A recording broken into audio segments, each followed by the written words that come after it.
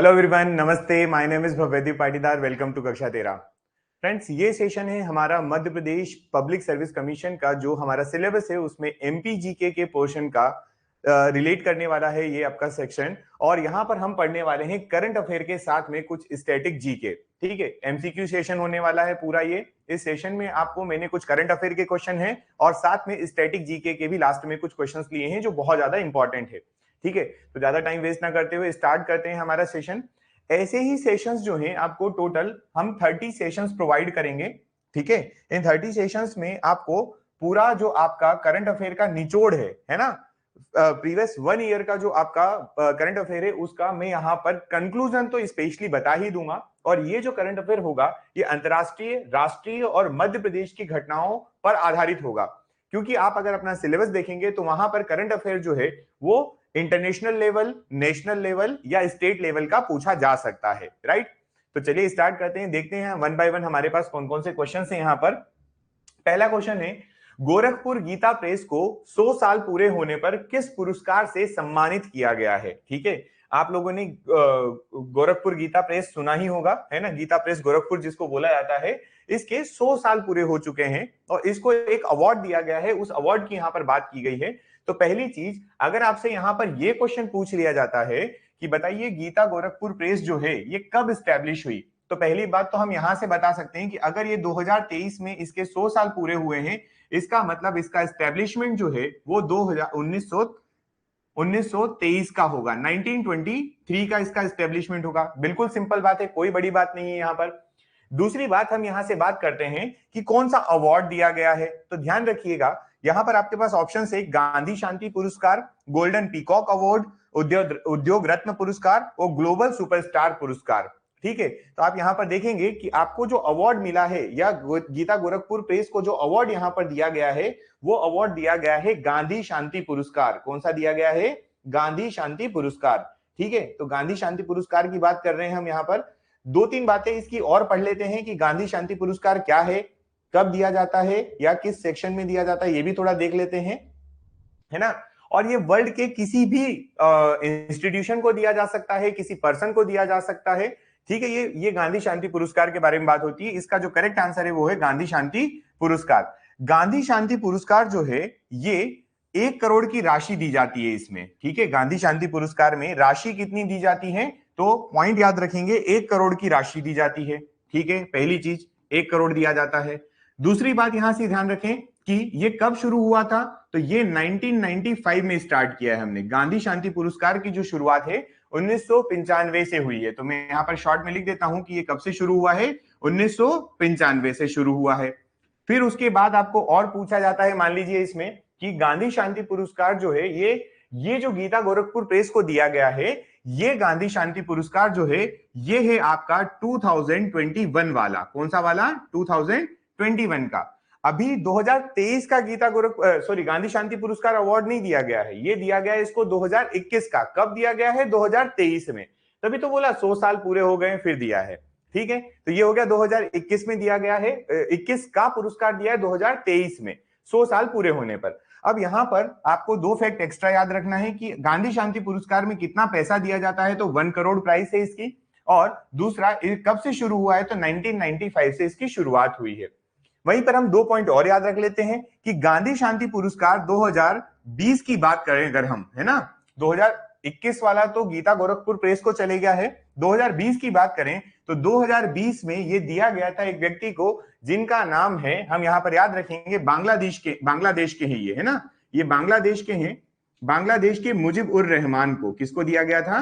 बांग्लादेश के मुजिब उर रहमान। इनको एक काम करता हूं, मैं हिंदी में लिखता हूं। ठीक है, मुजिब उर रहमान जो है उनको दिया गया था ये। ठीक है, यहां तक बात। अच्छा, ये हो गया आपका कौन सा? मुजिब उर रहमान। ये है आपका 2020 का। लेकिन अगर आपसे यहां पर पूछा जाता है 2019 का भी, किसका पूछा जाता है? 2019 का भी पूछा जाता है कि बताइए 2019 का किसको दिया गया है, तो 2019 का जो है वो ओमान के व्यक्ति को दिया गया था। किसको दिया गया था? ओमान को। तो ओमान के एक व्यक्ति हैं, इनका नाम भी याद रखना आप, सुल्तान है, ओमान के व्यक्ति है सुल्तान कबूस अल सईद, सईद अल सईद ऐसा नाम है, सईद अल सईद, ठीक है, इनका नाम है ना।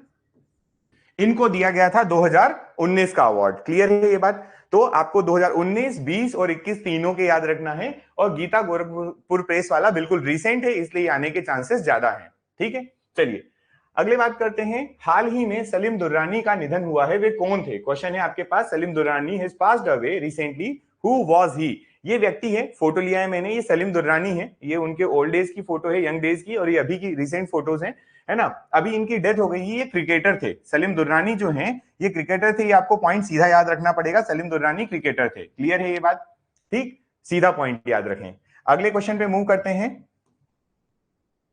चलिए अगला है 2022 में 5वें खेलो इंडिया यूथ गेम्स, खेलो इंडिया यूथ गेम्स KIYG की मेजबानी करने वाला राज्य कौन है ना। फिफ्थ आपका खेलो इंडिया यूथ गेम जो है, इसकी मेजबानी किसने की है? तो इसके कुछ और फैक्ट्स भी देख लेते हैं। अगर ये 2018 में स्टार्ट हुआ होता, जैसे मैं मान के चल रहा हूं अभी कि इसकी स्टार्टिंग कब की है, 2018 की, 2018 से शुरुआत हुई है ना। तो आप देख लीजिए 2022 का है ये, है ना। तो 2018 में पहला, 19 दूसरा, 20 में तीसरा, 21 में चौथा और 22 में पांचवा। 2018 से शुरू हुआ है और शुरुआत कहां से हुई है? दिल्ली से। इसकी कहां से शुरुआत हुई है? दिल्ली से शुरुआत हुई। फिर और उसके बाद क्या फैक्ट याद रखेंगे आप इसमें, खेलो इंडिया यूथ गेम्स जो है, कि ये जो है इस बार का जो हुआ है ये 5th एडिशन था। 2022 वाला इसका एडिशन जो मध्य प्रदेश में होता है, ये 2022 में जो हुआ ये इसका 5th एडिशन है, 5वां संस्करण है। ठीक है, संस्करण। उसके बाद इसमें आपने कुछ अवार्ड्स वगैरह दिए हैं, है ना। कुछ अवार्ड वगैरह की बात कर लेते हैं कि आपका जो गेम हुआ है ये कब से कब तक हुआ? 2022 में। 22 का है लेकिन हुआ कब है? एक मिनट, इसको ऐसे करें, 2022 का है ये, 2022 का हुआ है। हुआ कब है? 2023 में। इस साल इसको किया गया है, ये इस साल हुआ है 2023 में। कहां पर हुआ है? तो ये मध्य प्रदेश के 8 अलग अलग शहरों में आयोजित किया गया। मध्य प्रदेश के 8 अलग अलग शहरों में, 8 अलग अलग शहरों में। ठीक है, क्लियर? अच्छा, 2023 में हुआ है तो कब से कब तक, ये भी पॉइंट यहां से याद रखना चाहें तो रख सकते हैं आप। ये 31 जनवरी से लगाकर 11 फरवरी तक ऑर्गेनाइज होता है। ठीक है, 31 जनवरी से लगाकर 11 फरवरी तक चलता है आपका खेलो इंडिया यूथ गेम। कौन सा संस्करण है? 5वां। ठीक है, चलिए अच्छा, और बात याद करें, मेजबानी किसने की है? हमने बता दिया, मध्य प्रदेश ने की है। किसने की है इसकी मेजबानी? मध्य प्रदेश ने। तो इसका करेक्ट आंसर तो आपके पास आ ही गया है। अब मध्य प्रदेश का प्लेस कौन सा है, क्योंकि ये गेम तो कंप्लीट हो चुके हैं, तो यहां से आपको एक दो पॉइंट्स और याद रखना पड़ेंगे। पहला पॉइंट आप ये याद रखेंगे कि इसमें सबसे ज्यादा फर्स्ट प्लेस जो आया है, सबसे ज्यादा जो मेडल जीते हैं वो जीते हैं महाराष्ट्र ने। किसने जीते हैं? महाराष्ट्र ने। 161 पदक इसके पास आए हैं। कितने मेडल टोटल जीते? 161। दूसरे प्लेस की बात करें, सेकंड प्लेस किसका रहा है? यहां पर सेकंड प्लेस की बात करेंगे तो आपको यहां पर मिलेगा हरियाणा। सेकंड प्लेस कौन मिलने वाला है? हरियाणा मिलेगा। हरियाणा के पास टोटल 128 पदक गए हैं। हरियाणा के कितने हैं टोटल? 128 पदक। और मध्य प्रदेश की बात करते हैं तो थर्ड प्लेस जो मिला है वो मिला है मध्य प्रदेश को। खेलो इंडिया यूथ गेम्स 2022 जो 2023 में होता है, 5वां संस्करण है, उसमें मध्य प्रदेश का स्थान जो है वो कौन सा है? तो वो है तीसरा स्थान, मध्य प्रदेश। ठीक, मध्य प्रदेश में तीसरा स्थान है। टोटल मेडल्स की बात करेंगे, लेकिन यहां पर आप याद रखें कि 30 जो है वो हमने गोल्ड लिए हैं, है ना। मध्य प्रदेश ने इसमें 30 गोल्ड जीते हैं। वहीं पर बात करें 30 जो है हमें सिल्वर भी मिले हैं यहां पर, और हमने 28 जो है 27 जो है हमारे पास ब्रोंज आए हैं। ठीक है, तो ये आपके पास टोटल अगर देखेंगे 30 60 और 20 87, टोटल 87 आपके पास क्या हो गए हैं? आपके मेडल्स हैं। और इस तरीके से मध्य प्रदेश जो है इस तालिका में तीसरे नंबर पे रहता है। मध्य प्रदेश का प्लेस जो है वो कौन सा है? ये प्लेस भी इंपॉर्टेंट है यहां पर। मध्य प्रदेश का प्लेस जो है वो थर्ड प्लेस है। मध्य प्रदेश खेलो इंडिया यूथ गेम के 5वें संस्करण में तीसरे नंबर पर आ रहा है। ठीक है, चलिए कुछ कुछ पॉइंट्स जो मैंने लिखे हैं ये बहुत इंपॉर्टेंट है, ये ध्यान रखें आप अपने पेपर के लिए, है ना। चलिए अगले क्वेश्चन पे मूव करते हैं। राज्य सरकार ने इस्लाम नगर गांव का नाम बदलकर क्या कर दिया गया है, क्या कर दिया है ना। मतलब जो मध्य प्रदेश का एक गांव है जिसका नाम इस्लाम नगर हुआ करता था, उसको चेंज किया है। तो अब इस्लाम नगर का नया नाम क्या है, आप देखेंगे ऑप्शन से आपके पास, क्या रामगढ़ रखा है, क्या जगदीशपुर रखा है, क्या पोरसा रखा है, क्या अंजड़ रखा है। तो आप इसका करेक्ट आंसर जब देखेंगे तो आपको मिलेगा जगदीशपुर। इसका जो नाम चेंज किया गया है इस्लाम नगर का, वो क्या रखा गया है, जगदीशपुर कर दिया गया। तो ऐसा नहीं है कि जगदीशपुर नाम किया है, एक्चुअल में इसका नाम जगदीशपुर ही हुआ करता था। पर जो हमारे मध्य प्रदेश में जब मुगल सल्तनत आती है, मुगल काल जब आता है, मध्य प्रदेश में स्वतंत्र मालवा की रियासतों पर मुगल का जब शासन आया, तो वहां पर जगदीशपुर का नाम बदलकर इस्लाम नगर कर दिया था, जो भोपाल के पास में पड़ता है। तो सरकार ने इसका नाम फिर से बदल दिया है और इसका पुराना नाम जो जगदीशपुर था वही रख दिया है। तो इस क्वेश्चन का आंसर इस्लाम नगर का जो नया नाम है, अब इस्लाम नगर जो है वो किस नाम से जाना जाएगा, तो जगदीशपुर के नाम से जाना जाएगा फिर से। ठीक है, ऐसा बोला जाता है कि कई जगह तो यहां पर अभी भी पोस्टर्स लगे हुए थे, कई जगह यहां पर अभी भी बैनर लगे थे जो लोगों ने अभी तक हटाए नहीं थे, है ना। तो ये पॉइंट याद रखना। आगे देखते हैं हम लोग, किस राज्य सरकार ने सहकारिता नीति 2023 को अपनाया है। इंपॉर्टेंट है, बहुत इंपॉर्टेंट है, नीतियों पे कभी कभार क्वेश्चन आ जाता है ना। कोऑपरेटिव पॉलिसी 2023, अगर हम बात करें कोऑपरेटिव पॉलिसी 2023 किस सरकार की है, तो याद रखना मध्य प्रदेश सरकार जो है उसने 2023 में एक सहकारिता नीति को अपनाया है। ठीक है, ये मध्य प्रदेश सरकार है जिसने ये सहकारिता नीति को अपनाया है। यहां पर क्लियर है इतनी बात। चलिए, कोऑपरेटिव पॉलिसी 2023 किसने अडॉप्ट की है, कौन से स्टेट ने या किस राज्य सरकार ने अपनाई है, तो वो अपनाई है मध्य प्रदेश की राज्य सरकार ने। ठीक, गुड। आगे बढ़ते हैं, नेक्स्ट देखते हैं हम। देखिए अगला क्वेश्चन है हमारे पास, भोपाल में मध्य प्रदेश के किस पूर्व मुख्यमंत्री की प्रतिमा का अनावरण किया गया है। मध्य प्रदेश में इनमें से किन पूर्व मुख्यमंत्री की प्रतिमा लगाई गई है, देखते हैं। ऑप्शन अर्जुन सिंह जी हैं, भगवंत राय मंडलोई जी जो हैं, कैलाश नाथ काटजू जी हैं और नरेश चंद्र सिंह जी हैं। तो याद रखना मध्य प्रदेश के भोपाल में अभी एक पूर्व सीएम की जो मूर्ति का अनावरण हुआ है वो अर्जुन सिंह जी की है। किनकी है, अर्जुन सिंह जी की। अर्जुन सिंह जी जो हैं, इनके कुछ फैक्ट्स याद रखें, पूर्व मुख्यमंत्री हैं, ये तो आपको मालूम ही है। इनका कार्यकाल जो रहा है वो रहा है 1980 टू 85। एक इनका टेन्योर कब से कब तक रहा, फर्स्ट टर्म जो थी इनकी वो 1980 टू 85 रही। 1980 में मुख्यमंत्री बने, 85 तक बनते हैं। उसके बाद 1985 में फिर से मुख्यमंत्री बनते हैं और आफ्टर वन डे ये फिर से रेजिग्नेशन दे देते हैं। और इस तरीके से 1985 में एक दिन का मुख्यमंत्री बनने का जो अब उसको सौभाग्य कहें या दुर्भाग्य कहें, जो भी आप समझ लीजिए, एक दिन के मुख्यमंत्री बनते हैं अर्जुन सिंह जी। क्लियर है ये बात। उसके बाद इनको गवर्नर बना दिया जाता है और फिर वापस आते हैं, फिर मध्य प्रदेश में मुख्यमंत्री बनते हैं बाद में। लेकिन अभी फिलहाल में आप याद रखें, अर्जुन सिंह जी जो है 1980 में मुख्यमंत्री बनते हैं, 85 तक रहते हैं।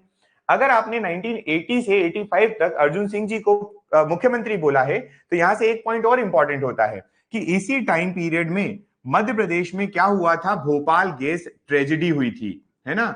मध्य प्रदेश में भोपाल गैस त्रासदी हुई थी, आपको याद होगी, मिसाइल आइसोसाइनेट, है ना, भोपाल में, जहां पर आपकी यूनियन कार्बाइड लिमिटेड यूसीआई एक कंपनी थी, अमेरिकन कंपनी, है ना, एंडरसन के अंडर में थी, एंडरसन उसका मालिक था शायद। तो वो व्यक्ति के टाइम पीरियड पर, ये पेस्टिसाइड की कंपनी थी, कीटनाशक बनाती है, तो जहरीली गैस मिथाइल आइसोसाइनेट MIC का रिसाव हो गया था। 2-3 दिसंबर की बात है, ये मैंने प्रीवियस सेशन में भी करवाया था।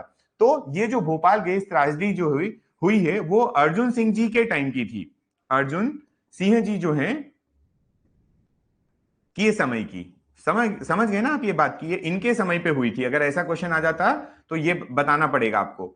अर्जुन सिंह जी की प्रतिमा का अनावरण किया गया है, ये मध्य प्रदेश के मुख्यमंत्री रहे हैं। ठीक है, और जब आप देखेंगे कि 1985 के बाद ये जब मुख्यमंत्री से हटते हैं, तो इनके बाद मोतीलाल वोहरा जी जो है वो अगले सीएम बनते हैं।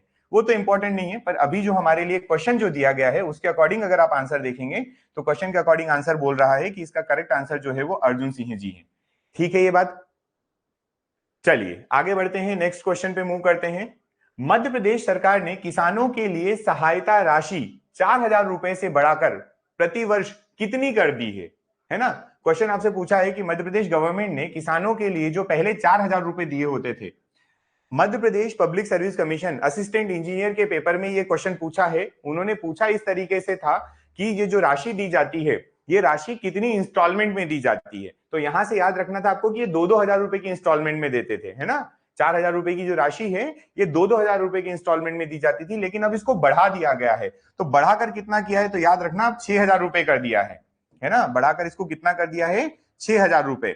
पहले केंद्र सरकार जो है वो 6,000 रुपए देती थी किसानों को, वार्षिक की बात कर रहे हैं, एनुअल, है ना। अगर आप सेंट्रल गवर्नमेंट का देखते तो सेंट्रल गवर्नमेंट जो है, सेंट्रल गवर्नमेंट पहले कितना रुपए देती थी, सेंट्रल गवर्नमेंट देती थी 6,000 रुपए, ठीक है। फिर उसके बाद जो स्टेट गवर्नमेंट है, स्टेट गवर्नमेंट जो देती थी वो देती थी 4,000 रुपए। तो ये टोटल जो था वो हो जाता था 10,000 रुपए पर ईयर एक किसान को, है ना। या एक हितग्राही जो थे उनको 10,000 रुपए मिलते थे। वहीं जो हमारी अभी स्टेट गवर्नमेंट है उसने 4,000 रुपए से बढ़ाकर इसको 6,000 रुपए कर दिए हैं। तो अब जो टोटल वार्षिक राशि आने वाली है किसान के पास वो 12,000 रुपए आएगी। कितनी आएगी, 12,000 रुपए। क्लियर है ये बात, है ना। याद रखना 4,000 से बढ़ाकर कितना कर दिया है, 6,000 रुपए कर दिया है। चलिए अगले क्वेश्चन पे देखते हैं क्या है। पूछा गया है किस व्यक्ति के जन्मदिन पर पूरे भारतवर्ष में प्रतिवर्ष 15 सितंबर को इंजीनियर्स डे मनाया जाता है। अब आपको यहां से ध्यान ये रखना है कि पहला तो ये कि इसने लिख के दे दिया है कि इंजीनियर्स डे जो है वो कब मनाया जाता है। तो पहली बात, इंजीनियर्स डे जो है वो 15 सितंबर को मनाते हैं।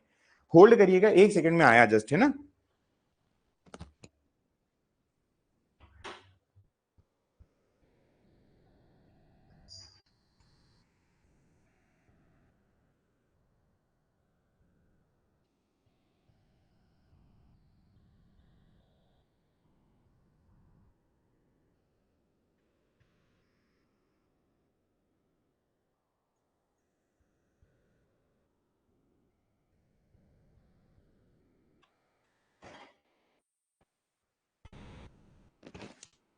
हाँ, तो हम बात कर रहे हैं कि किस व्यक्ति के जन्मदिन के उपलक्ष्य में, है ना, किस पर्सन के बर्थ डे पर हम लोग जो है पूरे भारतवर्ष में प्रतिवर्ष इंजीनियर्स डे सेलिब्रेट करते हैं ऑन 15th ऑफ सितंबर को।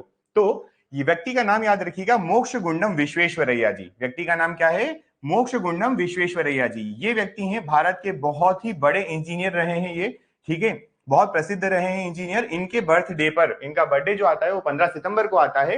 इस दिन हम जो है क्या सेलिब्रेट करते हैं, इंजीनियर्स डे सेलिब्रेट करते हैं, करेक्ट।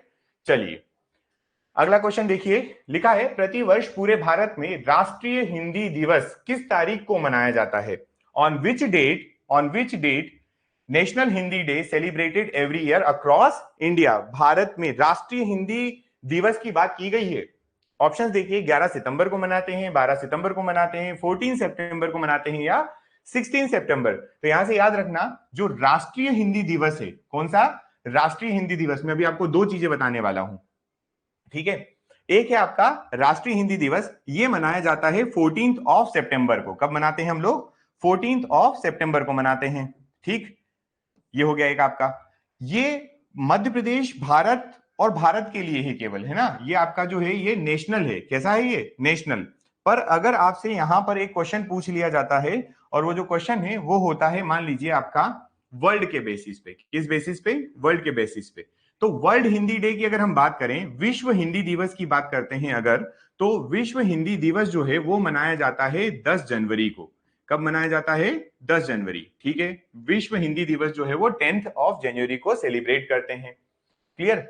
अच्छा, अभी ये जो आप, इसको मैं और बताता हूं आपको, पहले ये देखिए 14 सितंबर को जो आप राष्ट्रीय हिंदी दिवस मनाते हैं, ये राष्ट्रीय हिंदी दिवस मनाया क्यों जाता है, तो ये इसकी बात बता देता हूं मैं आपको क्यों मनाया जाता है। एक्चुअल में हमारा संविधान जब बना तो उसके भाग 17 में 17 नंबर का जो पार्ट है वहां पर ऑफिशियल लैंग्वेज की बात की गई थी। अब ऑफिशियल लैंग्वेज में हमारे पास भारत की विविधता को देखते हुए और भारत की विविधता में जितनी भाषाएं बोली जा रही थी उनके अकॉर्डिंग अगर आप देखते हैं तो भारत में टोटल अभी आज की डेट में 22 आधिकारिक भाषाएं जिनको हम ऑफिशियल लैंग्वेजेस बोलते हैं।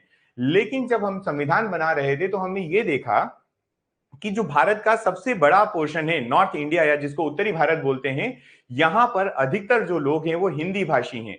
भारत की अधिकतर जनता जो है हिंदी भाषी है।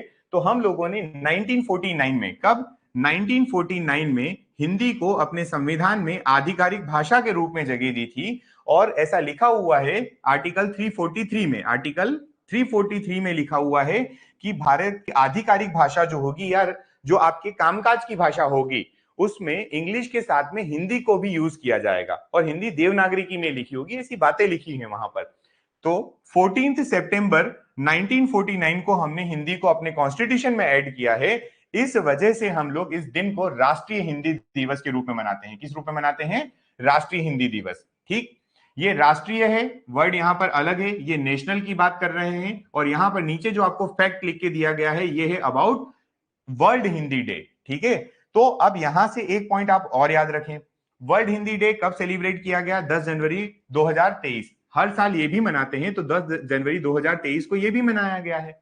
ठीक है, अब ये वर्ल्ड हिंदी डे जो है ना, जब भी कभी ऐसे वर्ल्ड डेज वगैरह आते हैं तो हम लोगों को यहां पर एक चीज याद रखना होती है और वो याद रखना होती है थीम। इसकी क्या याद रखना रहती है हमें? थीम, कि जो आपने ये डे सेलिब्रेट किया इसकी थीम क्या थी, किस बेसिस पे आपने सेलिब्रेट किया।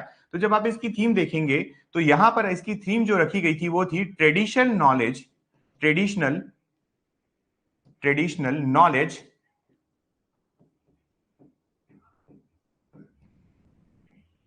To artificial intelligence. इंपॉर्टेंट इसलिए है, मेरे हिसाब से ये ज्यादा इंपॉर्टेंट हो जाता है क्योंकि आर्टिफिशियल इंटेलिजेंस का जो है आपके पास अभी पीएससी ने क्या किया हुआ है, जोड़ा हुआ है आपके सिलेबस में, है ना। तो आर्टिफिशियल इंटेलिजेंस वैसे ही जुड़ा हुआ है और ऊपर से आपने हिंदी डे पर ये थीम रख दी है।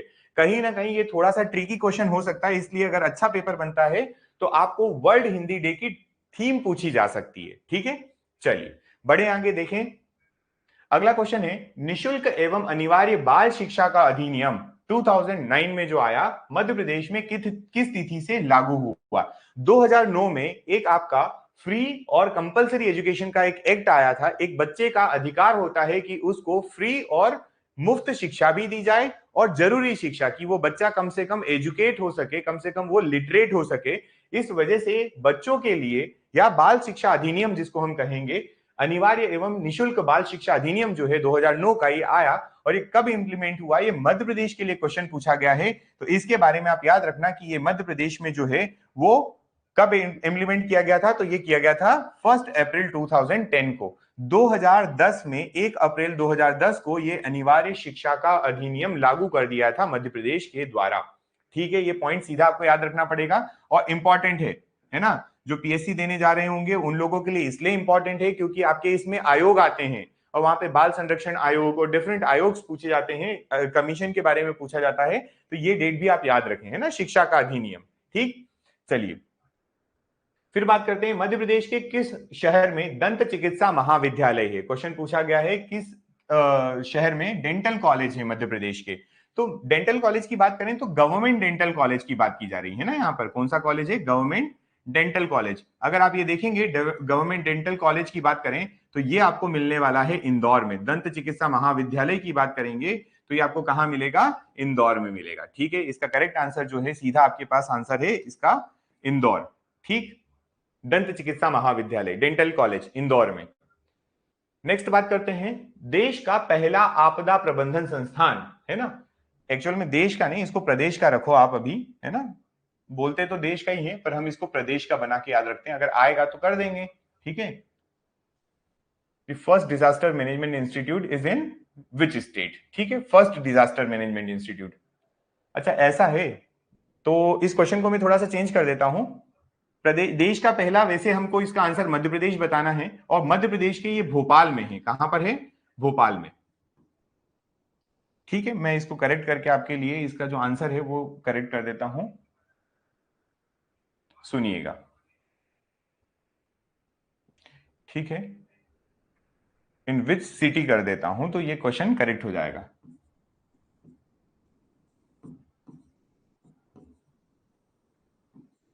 ठीक है, और नीचे के 4 ऑप्शन जो हैं ये भी हम एलिमिनेट कर देते हैं, हमें इसका कोई काम नहीं है क्योंकि आपका जो है मध्य प्रदेश के भोपाल में स्टैब्लिश किया गया था। आपको पता है कि 1984 में जो है वो क्या हुआ था? भोपाल गैस ट्रेजेडी हुई थी।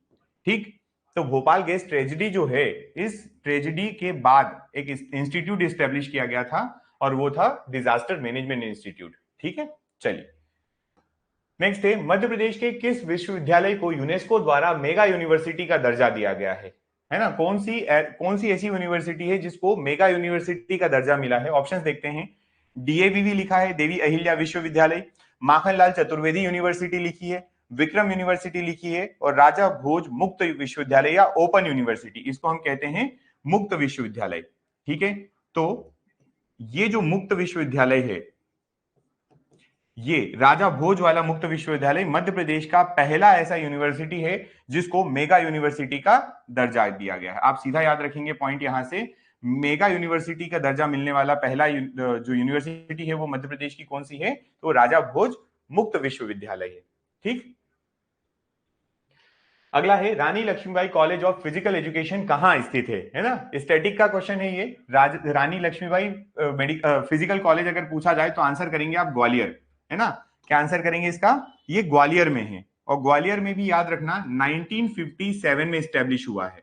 1957 इस्टेब्लिशमेंट ईयर है इसका। ठीक है, इस्टेब्लिश्ड है ना 1957 में। कहां पर है ये? ग्वालियर में पड़ता है। देश का एकमात्र फिजिकल कॉलेज या फर्स्ट फिजिकल कॉलेज जो है वो यही है आपका। ठीक है, रानी लक्ष्मीबाई फिजिकल यूनिवर्सिटी।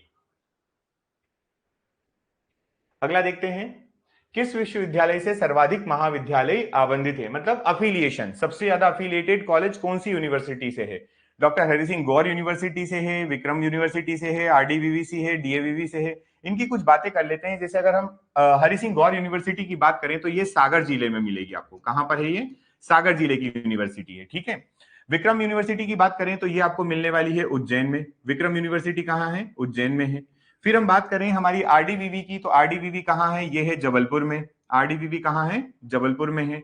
फिर अगर हम देखें तो हमारे पास नेक्स्ट जो है वो डीएवीवी। डीएवीवी जो है ये डीएवीवी कहां है? इंदौर में है। तो ये तो इनके प्लेस हो गए, है ना? इनके प्लेस हो गए। अगर हमसे पूछा गया है कि सबसे ज्यादा महाविद्यालय किससे आवंटित है, तो आंसर है डॉक्टर हरि सिंह गौर यूनिवर्सिटी से। डॉक्टर हरि सिंह गौर यूनिवर्सिटी जो है इससे सबसे ज्यादा कॉलेजेस जो हैं अफिलिएटेड हैं। ठीक है, ये याद रखना, सीधा पॉइंट है। अच्छा, एक चीज और गौर यूनिवर्सिटी के बारे में, ये 1946 में स्टैब्लिश्ड होती है। ठीक है, इसीलिए इसको ओल्डेस्ट यूनिवर्सिटी भी कह सकते हैं आप, oldest university of Madhya Pradesh. Madhya Pradesh की सबसे पहली यूनिवर्सिटी, मध्य प्रदेश की सबसे पहली यूनिवर्सिटी ऐसे याद रखेंगे, आजादी के भी पहले की है ये, है ना? 1 साल पहले आजादी नहीं मिली थी आपको। तो ओल्डेस्ट यूनिवर्सिटी, सबसे पुराना विश्वविद्यालय जो है वो डॉक्टर हरि सिंह गौर यूनिवर्सिटी, हरि सिंह गौर यूनिवर्सिटी। सीधा पॉइंट याद रखें, कहां पर है? सागर में है। क्लियर? चलिए आगे बढ़ते हैं। नेक्स्ट है, मलयालम भाषा में 2023 का साहित्य अकादमी पुरस्कार, है ना, साहित्य अकादमी अवार्ड जो है 2023 का, वो किसको दिया गया? अब बात यह है कि साहित्य अकादमी अवार्ड जो है अगर पूछा गया, जैसे यहाँ पे मलयालम लैंग्वेज के लिए पूछा गया, किसके लिए? मलयालम लैंग्वेज, तो इसका आंसर करेक्ट जो है वो प्रिया एएस है। ठीक, अब आप अगर अभी लिस्ट देखेंगे तो बड़ा कंफ्यूजन होगा। कारण ये है कि जो साहित्य अकादमी पुरस्कार है ये डिफरेंट लैंग्वेजेस में दिया जाता है, और कई सारी 20-21 लैंग्वेज में ये दिया जाता है। इस वजह से इसका डेटा जो है वो बहुत बड़ा है। बहुत बड़ा से मतलब कि इसमें आपको बहुत सारे नाम याद रखना पड़ेंगे। पर मेरा सजेशन है कि पेपर के पहले आप आज देख लीजिए इसको एक बार, और एक बार फिर देख लीजिएगा। मैंने पूरी लिस्ट दे दी है आपको। ठीक है, ये लिखा है आपके पास साहित्य अकादमी युवा पुरस्कार। यहां पर पॉइंट याद रखना, एक आपको यहां पर युवा पुरस्कार बताया जा रहा है। ये पूरी लिस्ट है किन किन को मिला है। अलग अलग लैंग्वेजेस में दिया जाता है, जैसा कि मैंने आपको कहा कि अलग अलग लैंग्वेज में मिलता है। ये लैंग्वेजेस हैं, और ये अवार्ड जिनको मिला है उनका नाम। तो पूरी लैंग्वेजेस देखें आप, नाम देखें, ये पूरी आपकी लिस्ट चल रही है, पूरी लिस्ट है, ये पूरी लिस्ट है ना? फिर उसके बाद साहित्य अकादमी का एक युवा पुरस्कार है, तो दूसरा बाल साहित्य पुरस्कार है। कैसा है? बाल साहित्य पुरस्कार। और बाल साहित्य पुरस्कार के लिए अगेन सेम लैंग्वेजेस और फिर उनके अवार्डीज अलग। तो आपके पास ये काफी बड़ी लिस्ट होने वाली है। ये टोटल लिस्ट है आपको जो देखना है। करेक्ट? समझ गए? अब ये लिस्ट मैंने आपको दे दी है। ये लिस्ट आपको कहां पर मिलेगी? तो ये लिस्ट आपको मिलने वाली है हमारे टेलीग्राम चैनल पर। ठीक है, टेलीग्राम चैनल है, आप उसको ज्वाइन कर सकते हैं, क्योंकि वहां पर हम लोग पीडीएफ वगैरह शेयर करते हैं इन्हीं सारी चीजों की, जो आपको मिल जाएंगी वहां पर। टेलीग्राम चैनल जो है वो आपको मिलने वाला है दीप 1292 के नाम से। अगर आप ये इनपुट करेंगे तो आपको वहां पर कक्षा 13 का लोगो और कक्षा 13 का नाम मिलेगा, कक्षा 13 के नाम से मिलेगा और लोगो भी मिलेगा वहां पर। ठीक है, तो आप वहां से टेलीग्राम चैनल ज्वाइन कर लें, हमारी डेली की क्लासेस की अपडेट, जो रिकॉर्डेड लेक्चर हैं वो, और एप्लीकेशन के बारे में भी सारी चीजें वहीं से मिलने वाली है। और अगर आपको करंट अफेयर की सारी क्लासेस लेना है, अगर आपको करंट अफेयर की सारी क्लासेस लेना है, तो आप गूगल प्ले स्टोर से हमारी जो एप्लीकेशन है जिसका नाम है कक्षा 13, ये एप्लीकेशन है कक्षा 13, ये लोगो मिलेगा, आप डायरेक्टली गूगल प्ले स्टोर पर जाकर कक्षा 13 इनपुट कर दीजिए। क्या लिखेंगे वहां पर? कक्षा 13।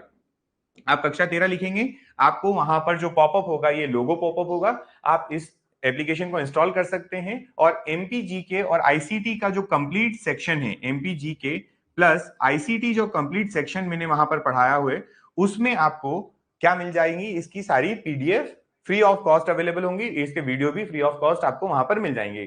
करंट अफेयर की बात कर रहा हूं मैं, मध्य प्रदेश और इंटरनेशनल नेशनल लेवल के जो करंट अफेयर्स हैं, ये आपको कक्षा 13 की एप्लीकेशन पर मिल जाएंगे। ठीक है, तो ये आपका एक सेशन था। इसके बाद में डेली इसी तरीके से आपके कुछ स्टैटिक और कुछ करंट अफेयर से सेशन लेकर आता रहूंगा। तो जुड़े रहिए हमारे साथ कक्षा 13 के ऑनलाइन प्लेटफॉर्म पर। Thank you so much.